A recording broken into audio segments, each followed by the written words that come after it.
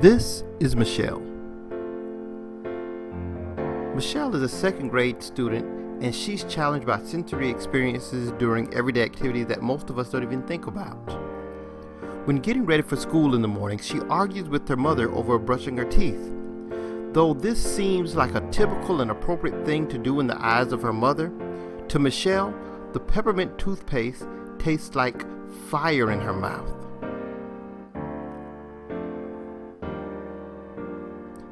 After tolerating brushing her teeth, it's time to get dressed and is off to catch the school bus. As she waits, she becomes even more aware of her new school shirt with its stiff labels and that awful feeling like a wire brush is being poked into the back of her neck. In addition, she is becoming more frustrated with the snug fit of her shoes as she stands and waits. Finally, the bus arrives, and this is where even more sensory challenges begin.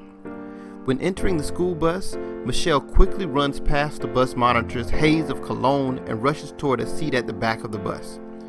The sensory experiences of the movement of the bus, the sound of her excited classmates laughing and yelling above the roar of the bus engine will always contribute to her increased agitation. By the time the bus arrives at school, she is wound up so much and she is now ready to unravel. There's no time to wait for the bus monitor's directions. Getting off the bus becomes quickly a matter of survival, and she resorts to pushing, shoving, and finally kicking her way out of the bus. Unfortunately, there's a price to pay for this. What others may interpret as simply aggressive, forceful, or rude behavior, although this is truly not the case because of her sensory integration issues, she can now expect another trip to the principal's office.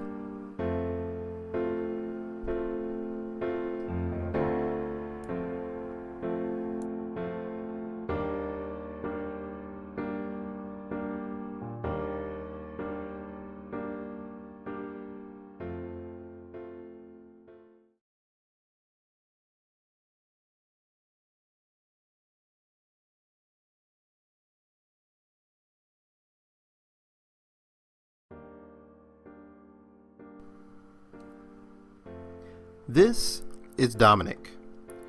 He's a fourth grade student who is challenged by sensory experiences throughout his day that most of us don't even think about. Dominic frequently bumps into things and drops items while in the cafeteria because of his poor vestibular abilities and decreased proprioception.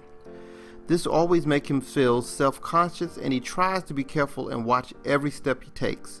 However, it just doesn't seem to work. The teasing from the other kids sometimes causes him to withdraw from all social activities.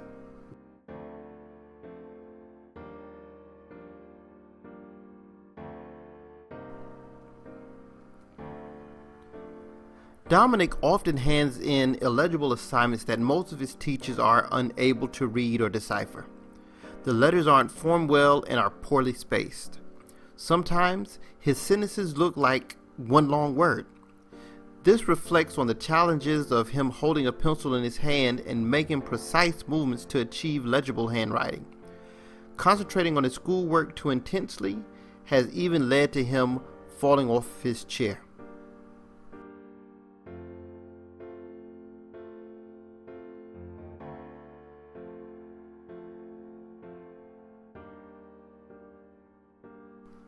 To most people, Dominic appears to be a sloppy, clumsy, and forgetful child. In gym class, Dominic cannot master jumping jacks, somersaults make him feel sick, and he has given up on ever being able to connect with a kickball. His timing is always off. He resorts to being the class clown to cover up for his difficulties. Dominic certainly doesn't feel good about himself.